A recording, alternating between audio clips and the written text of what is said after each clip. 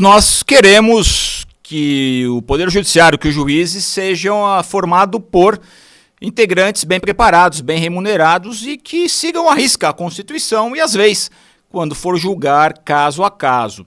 E também queremos juízes imparciais, queremos juízes que sejam equidistantes das partes para que façam um julgamento justo, absolutamente independente de qualquer tipo de interferência de uma parte ou de outra.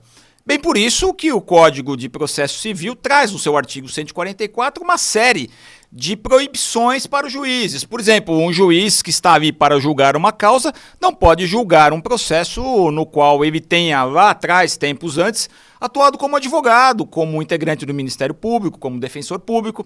Um juiz, por exemplo, não pode funcionar num processo em que a sua filha, a sua esposa, o seu primo, o seu irmão seja parte. Numa demanda lá movida, por exemplo, contra uma empresa e aquela causa vai às mãos do juiz, ele vai identificar que não vai poder julgar porque há um interesse de um parente, existe uma relação de parentesco por consanguinidade ou mesmo por afinidade.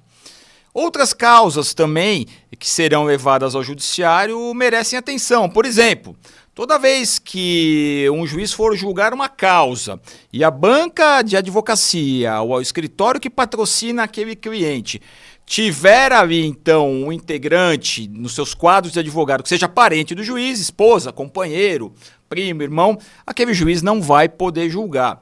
E também é extensivo, essa proibição é extensiva numa situação em que dentro de uma banca de advocacia, um advogado que não tenha aquele vínculo com o juiz vai pôr a mão no processo. Entende-se que haveria ali uma inter-relação daqueles profissionais e, portanto, o juiz também não pode julgar aquela causa. O que acontece, meus amigos, é que a questão de 2 semanas, o Supremo Tribunal Federal julgou inconstitucional um desses dispositivos do Código de Processo Civil. Esse dispositivo dizia o seguinte: o juiz não pode julgar causas tendo como parte, como cliente interessado, aquele escritório em que um advogado tem a vinculação com o juiz. Esposa, companheira, irmã, não pode julgar. E também não poderia julgar, porventura, processos patrocinados por um outro advogado de fora, um escritório de fora. Então vejam como que vinha sendo a interpretação. Dentro do escritório que julga causas societárias, por exemplo, o juiz não poderia julgar porque a sua esposa, a sua filha fazem parte daquela banca. E ele não poderia julgar, por exemplo, uma ação trabalhista de um outro escritório, de uma outra cidade, de um outro estado. Havia uma correlação que, na leitura da lei, do legislador, haveria uma quebra da imparcialidade e, portanto, não poderia julgar. Esse dispositivo caiu, esse dispositivo foi julgado inconstitucional através de uma ação da Associação dos Magistrados Brasileiros, dizendo que isso estava prejudicando, criava uma situação de que proibia muitas vezes os advogados de poderem atuar numa situação em que, longe daquele escritório, numa situação totalmente diversa daquela causa em que há aquele vínculo do advogado com o magistrado, e aquilo então causava um prejuízo, impedia-se aí o pleno exercício da atividade da advocacia. A lei entendia que era importante, o dispositivo veio no Código de Processo para garantir a imparcialidade.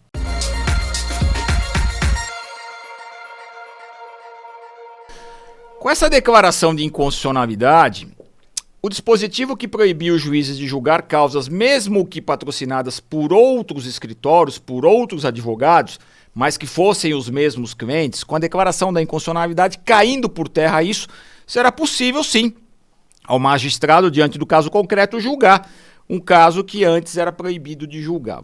O que se pergunta é, com o entendimento do Supremo, que foi por maioria, em voto capitaneado pelo ministro Gilmar Mendes, que foi voto vencedor em relação ao voto do Edson Fachin, que dizia que tinha que manter aquela proibição porque assegurava a imparcialidade, com essa coisa toda, com esse estado de situação decorrente da inconstitucionalidade, as pessoas estão com medo, estão se perguntando, será que não vai facilitar o tráfico de influência entre os escritórios, entre os profissionais da advocacia? Porque agora não tem mais a norma proibitiva.